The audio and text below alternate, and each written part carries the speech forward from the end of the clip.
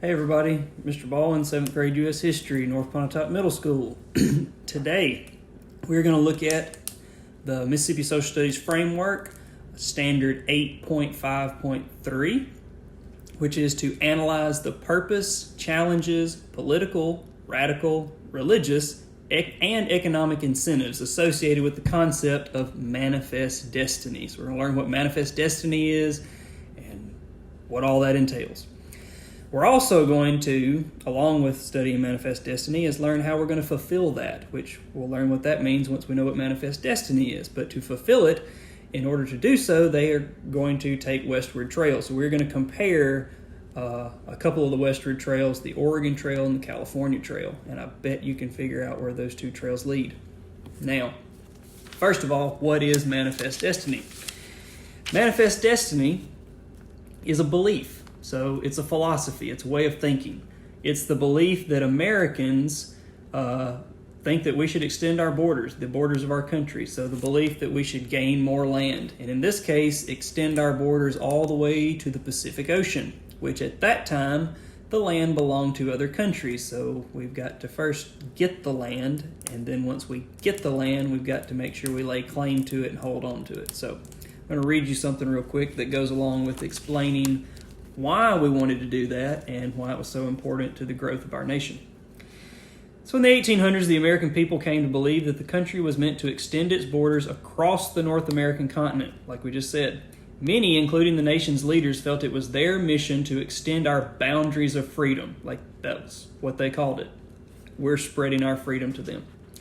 And to those that we viewed as being incapable of governing themselves. So those that we deemed incapable generally refers to the Native American tribes that lived here at that time. There were other reasons to go to for America to expand as well. Our population was growing rapidly. Higher birth rates, immigration, so people moving in from other countries, and more land was needed to accommodate the increasing numbers of people. Now, at the time, there were not a lot of big cities in the United States because so many people relied on farmland. So because they relied on farmland, people were more spread out, had more acreage, and as time has gone on to our present time, people tended to congregate more in cities. So different times, but at that time, they needed more land just to accommodate the people. Many looked to the West for new opportunities to own land and improve their lives. So developing roads, railroads, and the western ports, port cities where ships could dock, made the trip faster and easier. The discovery of gold also offered added incentives to those seeking fame and fortune, especially in the area around San Francisco, which is part of California. The problem with America's expansion lay in the fact that other countries already owned the western lands. The British controlled the Oregon country, and despite the fact that many Americans settled there, Mexico, having won its independence from Spain, gained control of Texas and lands west, which would include Arizona, New Mexico, Utah, Colorado, California, so that part of the country, what is now the United States. The U.S. is going to annex, which means to add, Texas to our country in 1845. Even though we did that, Mexico refused to recognize that annexation, and they intended to retain control over the rest of the territory as well. That leads to something known as the Mexican War, involving Mexico and the United States. At the end of that, the United States ends up gaining a lot of that territory we just mentioned: California, New Mexico, Arizona, the parts of Colorado and Utah. Now, in order to be able to expand, the United States was going to have to gain control of both of those countries' western lands. So at the time, in political speeches, it became very common for politicians to mention manifest destiny and how it was going to benefit the United States. So once we gain that land, they want people to live on it. So they're going to offer incentives to get people to move out west to lay claim to it so that no other country comes in and tries to take it over. So I'm going to go over some reasons why, including some opportunities why people might go west, and then we will get into specifically talking about two trails: the Oregon Trail to Oregon, California Trail to California. So why might people just leave their homes on the East Coast, wherever they may be, and decide to move to a land they've never seen before, where they have nothing, probably no one, and just completely start over, especially in the time period we're talking about. Travel over land like that was not that easy. One of the reasons they would do it is the government started giving away free land. So I would like some free land. That's a pretty good reason to go. Others just wanted the adventure, the prosperity, the chance of finding gold. A lot of people went out there and trapped animals, which they were using for fur at the time. Fur hats were very popular, so some of those people that moved out west could make 2-3 times as much money in one season than they could make all year back east. So that was, the economic incentives that go with it. All right, so let's say you're going to head west. You and your family, or let's say it's a family, they're going to head west. How do they go about that? Well, generally they travel together in groups called a wagon train. So what we're talking about at that time, they traveled in something called a Conestoga wagon. That was the largest type. They also used smaller wagons called farm wagons. I'll give you an example of that. Okay, this is a Conestoga wagon. You can see it's being pulled by oxen with a driver there at the front. Okay, so inside that wagon, they would pack only the essentials. At least that's what they should do. So mostly food.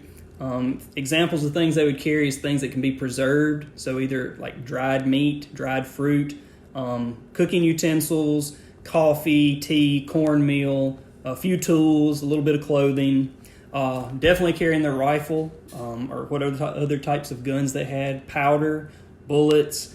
They need that for protection, also for hunting, and who's to say they can find any of those things once they get out west? So they got to carry those things with them. The problem was some people brought a lot of extra stuff they didn't need. There are even examples of people bringing pianos and chairs, like heavy chairs, things that would eventually be dumped along the trail just because the animals were too tired and they're taking up too much space in the wagons.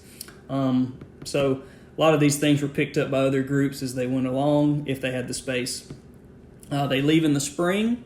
They've got to make it to their destination before winter. There are some grisly tales of groups that did not make it across the Rocky Mountains before winter set in. One of the most famous ones is the Donner Party that we will not discuss right now. At night, they would circle their wagons because they're traveling in a group, and then they would stay inside the wagons like that for protection. Sometimes they slept in the wagons. Most of the time people slept on the ground with blankets. Some of the dangers that they faced, it says Indian attacks were greatly exaggerated, which is true. That was not a thing they ran across very often. Doesn't mean it was impossible, but it wasn't very common. The most dangerous thing they faced was crossing rivers. They also had to deal with storms and sickness. Now, we're going to read something here in a minute, but one of the most common sicknesses was cholera, which has to do with drinking water that contains bacteria, which can make them very sick. It's very deadly. Other sicknesses included smallpox, tuberculosis, typhoid fever, scurvy from their lack of fruits and vegetables on the trip.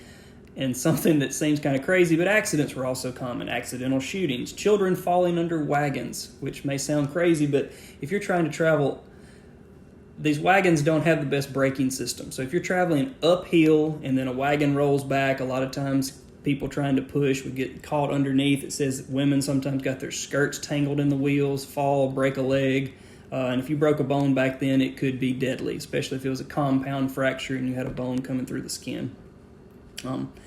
People that did die were usually buried in shallow graves along the way. Now, let's say you're fortunate enough to make it through the journey, you cross the Rocky Mountains before winter, and you make it to whatever destination, California, Oregon, wherever it may be. When they get there, they have to build some kind of shelter before winter. Generally, they would build very small log cabins, about 10 by 20 feet. So you think about that. If you were to measure that off in your head, 10 by 20, it's not very big, okay? Not one room, generally no windows. You would have some sort of stove or fireplace that you would create for heat and dirt floors. So pretty primitive for that time period. Once the home was built, the next thing is food. So they would usually plant fall crops that they could get before frost, and then they have to plant crops in the spring, and then they hope to get a good enough harvest to help them survive the very difficult winters that they may face. Now, we're going to look particularly at or first, we're going to look particularly at the Oregon Trail, and then we will look at the California Trail, time permitting. But the way we're going to do this is I'm going to show you a document that we're going to read together, and we're going to look for certain facts. I'm going to show you what those facts are. Okay, we would like to find where did the trail begin, where the trail started, length of the journey. We're talking about length as far as days. How many months would it take to reach their destination? Reasons to take the trail, like why did people head out west on this trail to begin with? What are some of the problems these people faced on their journey along the Oregon Trail? And what time period was this trail being used, as in what years was it being taken? Okay, we're going to look at a story about the Parks family that was traveling along the Oregon Trail during the late 1840s. Okay, here's the story of the Parks family. My name is Sarah Parks, and I was just 14 when my father and mother decided to move our family west to Oregon. By the time we went in early May of 1849, tens of thousands of others had already gone before us since the mid-30s. We had heard lots of tales about their trips. We heard there were Indian attacks and that folks died all along the way of disease and other causes. Still, we all wanted to go for the adventure of the dream and the dream of having a good-sized farm of our own. So we get a couple of facts there. We see that the trail began in the mid-1830s, but this family is traveling in 1849. Now, it mentions two reasons that people might take the Oregon Trail. One is just the adventure of it all, and the other is to have a good-sized farm. So homesteading, or in this case, good farmland, good soil leads to good harvests. All right, let's look at the second paragraph. Like many who took the trail, we packed our things into our wagon and loaded everything on a steamboat to Independence, Missouri. So this is where the trail begins. So no matter where you lived, you had to get to Independence to join the wagon train to head out west to Oregon. That's where most of the wagon trains left from each spring. Independence was one busy place. There were shops all over selling things that travelers might need. We didn't buy anything much, though, which was a good thing. It didn't take us too long on the trail to figure out we had already brought more than we could handle. We, like others, had to leave some of our belongings along the way. The only thing we found we really needed was a lot of food, a few cooking utensils, some clothing, and farm tools. So those are some of the things they would carry with them. The wagon Papa got us was smaller than I'd expected. I had heard about these huge Conestoga wagons, but by the time we went, wagons had gotten much smaller and a whole lot better. We only had about 4 feet by 10 to load everything in. It was crowded in there, that's for sure, which is why we all walked most of the way. So we're talking about them walking. Generally, they probably covered about 10 miles a day, which may not sound like a lot, but it is considering how much stuff they're having to carry with them, animals included.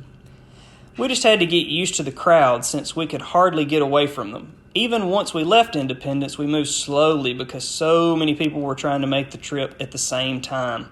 Eventually, the different groups got spread out and travel was a bit smoother. Our days were pretty much the same. Get up, yoke the oxen, eat breakfast, and go. We had an hour break for lunch, and then went on till early evening when we would circle our wagons, just in case. Mainly the circle served as a fence for the animals. Our meals were simple, cooked over a fire, and oftentimes burned. But there were times we couldn't find any wood because of all the travelers, so guess what?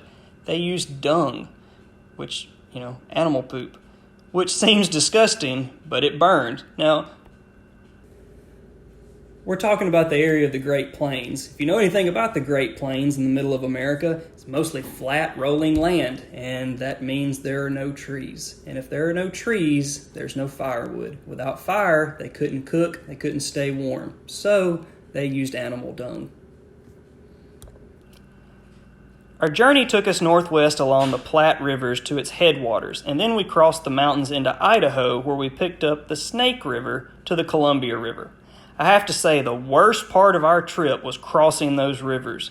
It was, as it turned out, the thing everybody hated and feared most, since we mostly found that the Indians stayed out of the way, and only a few people, at least in our group, died of cholera. Remember, that's that sickness I told you about.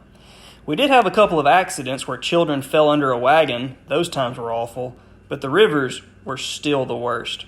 At most crossings, ferrymen guided the wagons and carried the people across the boats. There was much money to be made by ferrymen since they overcharged terribly, but the work was dangerous for them and for the travelers.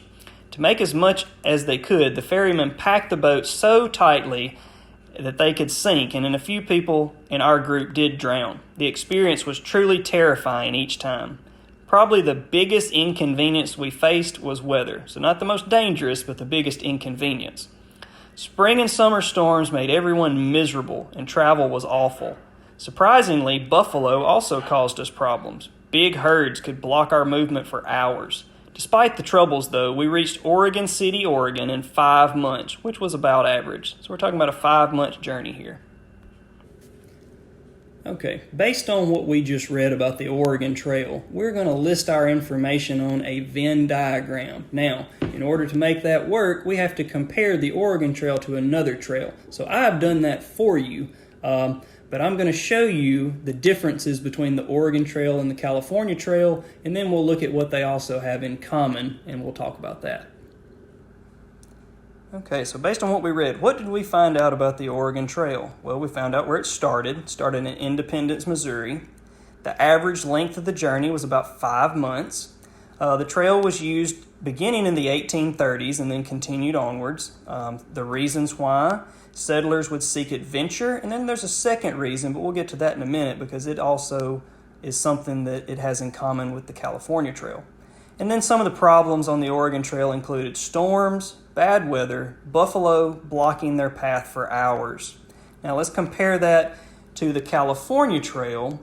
So here's what I know about the California Trail. It did not start in the same place as the Oregon Trail. It started in another city in Missouri called St. Joseph. Journey's a little bit further on average, about 6 months instead of 5. And this trail was used beginning in the 1840s, and then it became extremely popular towards the end of the 1840s as gold was discovered in 1849 in Sutter's Mill near San Francisco. Now let's look at some of the things they have in common. Why might people travel to these two locations, Oregon and California? They're both seeking farmland. Remember how people lived back then. Everybody farmed. That's how they survived. You could go out west, and especially in these areas, the rich, fertile soil proved to be great for farming. They both followed a strict routine, which means they did the same thing: get up at the same time, travel, stop at the same times, and do the same thing the next day. At night, they'd circle their wagons.